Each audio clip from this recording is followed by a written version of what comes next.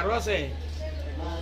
গতকালকে আমরা আগরতলা রেল স্টেশনে একটা জয়েন্ট অপারেশন করি। আমরা আগরতলা জিআরপি এবং আরপিএফ মিলে। তো একজন ড্রাগ পেডলারকে অ্যারেস্ট করা হয়। ওনার নাম রাজকুমার সরকার। ওনার বাড়ি বৈষ্ণবটিলা, সাউথ বাদারঘাট, আমতলী থানার অন্তর্গত।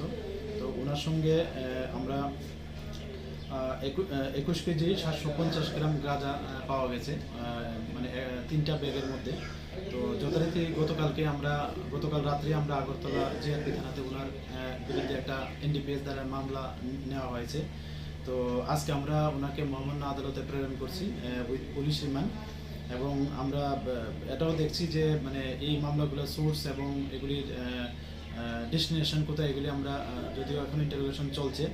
আর উনি জিজ্ঞাসায় বললো যে উনি অ্যাকচুয়ালি ওই ডেমো ট্রেনে করে মানে কুমারঘাট যাবে, ওইখান থেকে আবার আরেকজন মানে চেঞ্জ হবে, ওই মাল মানে হ্যান্ডওভারে চেঞ্জ হবে। কিন্তু উনি নাম এখনও বলেনি যে কাকে উনি দেবেন। তো আমরা ওনার কাছ থেকে মোবাইল ফোনও পেয়েছি এবং ইন্টারোগেশনও চলছে। এবং যারা এটার সঙ্গে যুক্ত থাকবে আমরা অবশ্যই তাদের আইনের আওতায় আনবো।